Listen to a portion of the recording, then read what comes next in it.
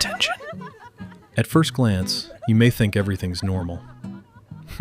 Group of 5 friends enjoying, laughing, and hanging out at the middle of the night at the club. But what if I say, these 2 girls have less than 12 hours to live? And their other 3 guy friends?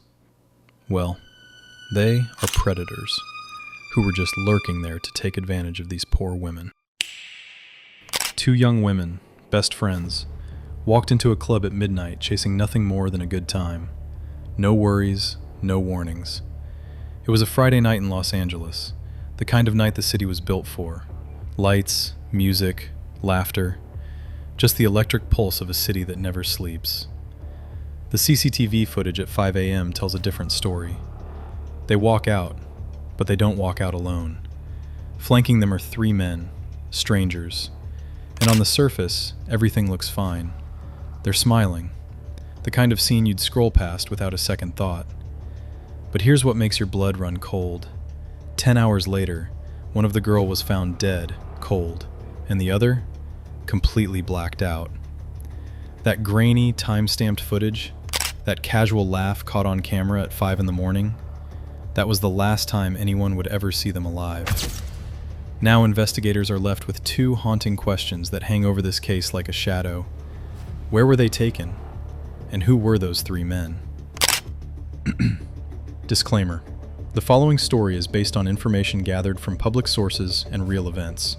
Viewer discretion is strongly advised. This content contains sensitive material, including substance abuse, sexual violence, and death. This story is told with the utmost respect for the victims and their families. Their names deserve to be remembered, not as statistics, but as human beings. Before we get to the night everything fell apart, you need to know who these women were. Because this story is not just about what happened to them, it's about who they were. Christy Giles was 24 years old.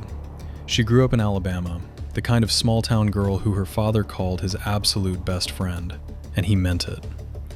She had moved to Los Angeles and built a real life there. She was a model. She was married to a man named Jan who was completely devoted to her, and she lived in Venice Beach, where she walked her cat, yes, her cat, named Sand Panther, along the beach at sunset almost every single evening. She was the kind of person who texted her husband photos of golden skies over the Pacific Ocean just because she thought he'd like to see them. She was warm, she was full of life, and she had a wedding ceremony still to look forward to. A beautiful dress picked out, a celebration planned back in Alabama. Hilda Marcela Cabrales was 26. She had come from Monterrey, Mexico, where she graduated top of her class in architecture. She moved to Los Angeles to chase a career, and she was doing it, genuinely building something. Her friends called her Marcy. She called her dad every single day.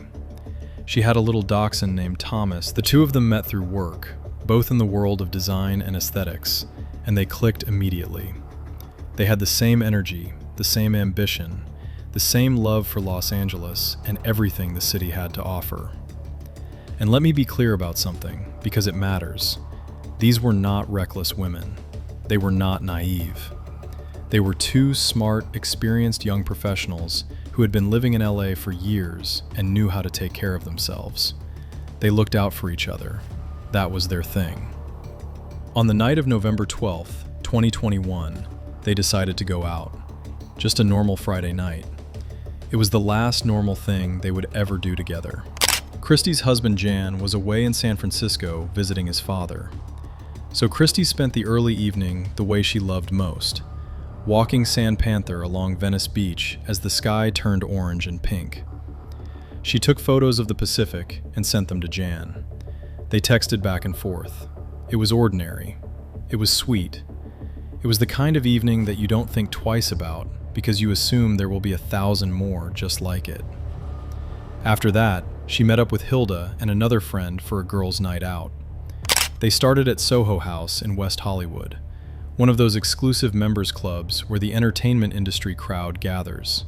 Nice place, safe place, exactly the kind of spot 2 women like Christy and Hilda belonged.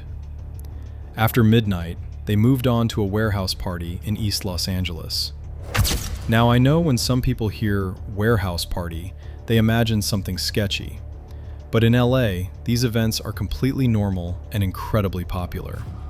You've got a DJ, electronic music, hundreds of people dancing in this huge industrial space until the sun comes up. Christy and Hilda had been to dozens of them. This was nothing new. They made their way to the VIP section, a roped-off area away from the main crowd. It felt safer there, more controlled, a smaller group of people, which is exactly why David Pierce positioned himself there. David Pierce was 39 years old, and if you had met him at a party, you probably would have liked him. That was the whole point. He told people he was a Hollywood producer. He dropped the name Paramount Pictures. He talked about celebrities like he knew them personally. He moved through rooms with this easy, unearned confidence that made him seem like someone worth knowing, the kind of guy who apparently belonged everywhere he showed up. He had arrived at that warehouse party carrying about an ounce of illicit powder, and he was being very generous with it, offering it around, building trust, making friends. On the surface, he looked like just another connected, well-off guy, having a good time in a VIP section. What Christy and Hilda had absolutely no way of knowing was the truth about who this man actually was. David Pierce had been arrested multiple times for serious assaults against women. He had been doing this for over a decade, targeting women at exactly these kinds of nightlife events, earning their trust, and then doing something monstrous. But Christy and Hilda didn't know any of that. All they saw was a charming, seemingly legitimate guy in the VIP section who was being friendly and generous. At around 4 a.m, he offered them something, and they accepted. They had no reason not to trust him. He had given them every reason to believe he was exactly who he said he was.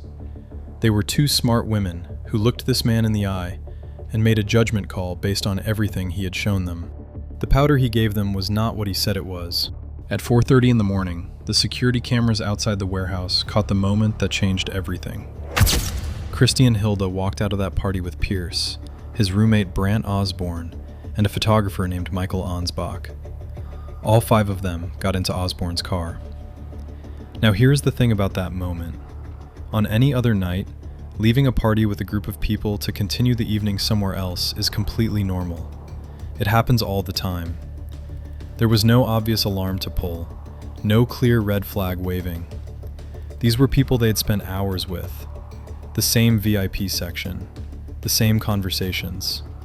Pierce had been friendly, generous, and apparently harmless all night. They got in the car. At 5 a.m, a different security camera, this one at the apartment building on West Olympic Boulevard, captured the group arriving. They walked toward the entrance. Christy and Hilda walked into that building, and that was the last time they would ever walk anywhere under their own power. 19 minutes. That's how long it took. 19 minutes inside that apartment before Christy pulled out her phone and sent Hilda a message. Just a wide-eyed emoji. The kind of text you send when something feels very wrong, but you can't say it out loud. When someone might see your screen. When you need your friend to understand without you having to spell it out.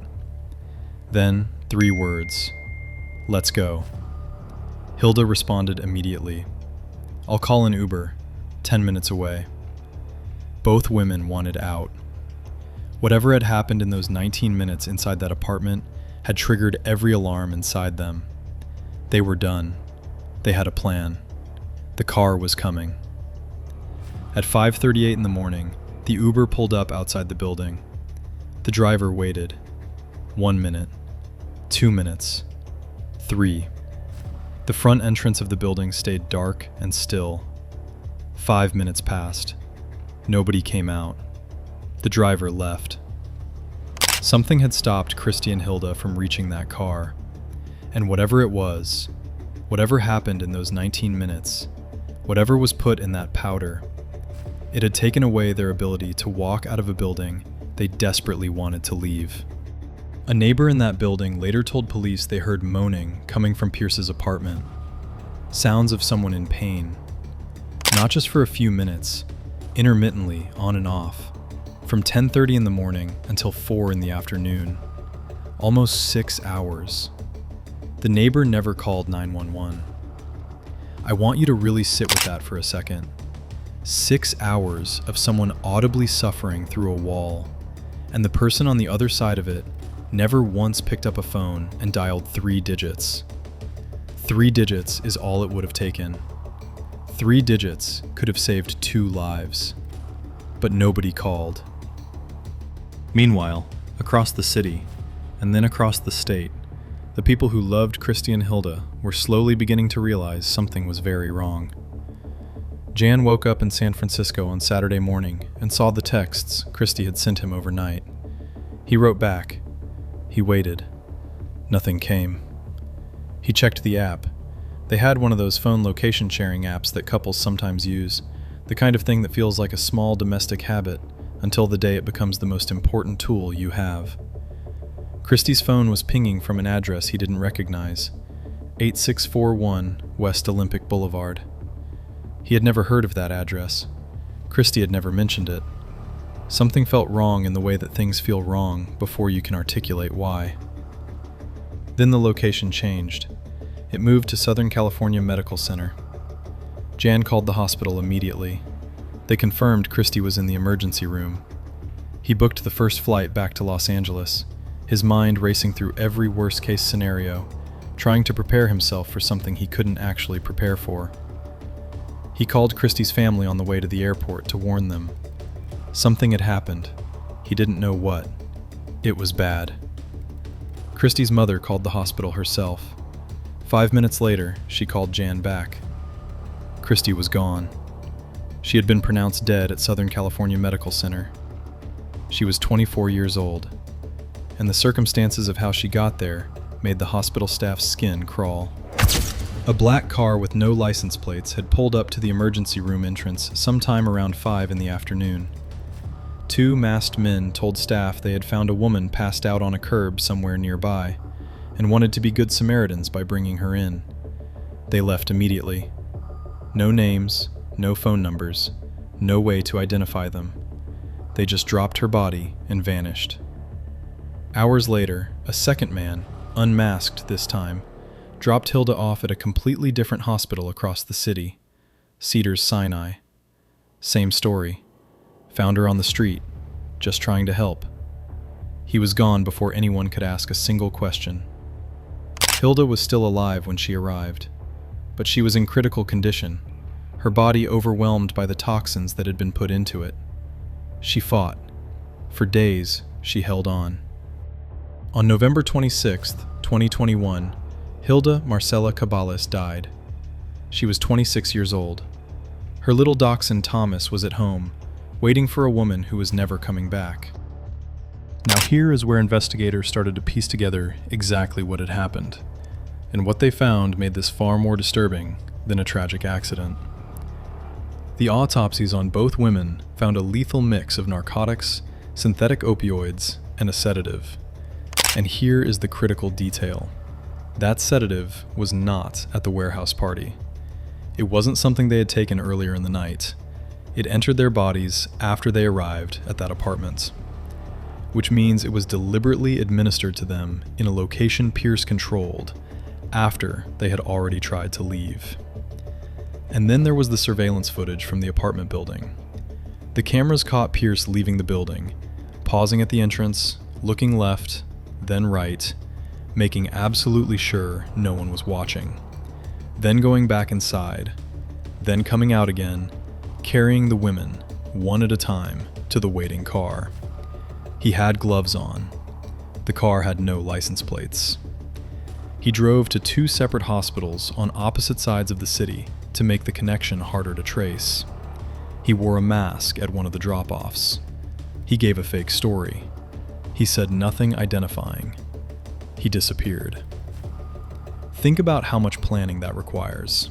Gloves, no plates, 2 different hospitals, a rehearsed cover story, the forethought to check the camera angles before carrying someone out. This was not a man in a panic making desperate decisions after an accident.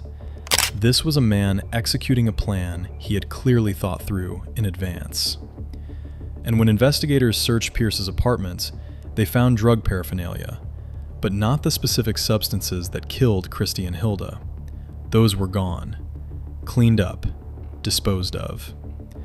A co-worker of Osborne's later told police that Osborne had said to them, if the cops had found the drugs hidden under the cash in the car, they would have all been in serious trouble. He said this like it was something to feel relieved about. These men knew exactly what they had done, and they had almost gotten away with it. 3 weeks after Hilda died, police arrested Pierce, Osborne, and Ansbach, but not yet on murder charges. Pierce was initially held on 4 unrelated assault charges from years before. Osborne and Ansbach were released. The investigation ran for months. Forensics, toxicology reports, phone records, surveillance footage, witness interviews. They were building the most complete picture they could, and the more they looked, the more they found. Because it turned out, David Pierce had not started with Christy and Hilda.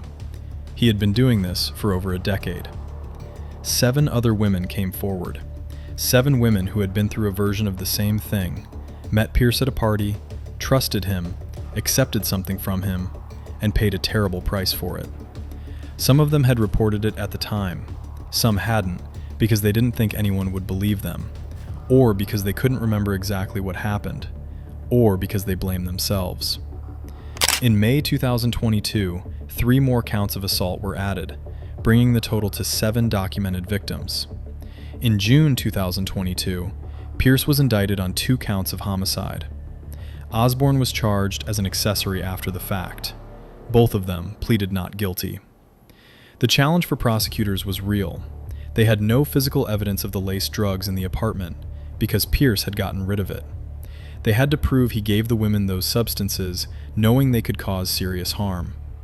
And defense attorneys would argue that Christy and Hilda had been using drugs earlier in the evening, which was true, and which they would frame as evidence that their deaths were tragic accidents, not intentional acts. But then there were the other 7 women, and that changes everything. You can question one case, you can raise doubts about 2, but when 7 women who don't know each other all describe the same man doing the same thing in the same way over a span of 10 years, that's not a coincidence. That's a pattern. That's who he is. Prosecutors made the bold decision to combine all the charges, all 9 cases, into a single trial. They wanted the jury to see the full picture of David Pierce, not just one night, but an entire decade of calculated predation. The trial began in early 2025, more than 3 years after Christy and Hilda died. Their families never missed a single hearing. They made sure the system never got to quietly move on. Prosecutors laid out everything: surveillance footage, text messages proving both women wanted to leave, toxicology reports, phone tracking data. A key witness took the stand and testified against his former friends, filling in the missing hours no one could account for. 7 other surviving victims told their stories out loud to the jury. The defense called it a tragedy, not a crime. The jury disagreed. David Pierce was convicted on multiple counts of homicide and assault and sentenced to 128 years to life. He will never walk free. Christy's mother keeps her daughter's ashes in a butterfly box, wrapped in the wedding dress Christy never got to wear. Hilda's father back in Monterey sums up his daughter simply: she loved to live. And he says honoring her means doing the same, fully, with everything you have. Both families turned their grief into action. They speak at universities. They advocate for better protections. They push law enforcement to take assault allegations seriously before they escalate. Because David Pierce was not invisible to the system. He had been arrested. Women had reported him. And every time consequences fell short, he was handed another opportunity. 7 women before Christy and Hilda. And still, he was out there. They deserve so much more time. And when someone tells you a man has been hurting women, believe her. Do something about it. In memory of Christy Giles and Hilda Marcela Cabrales.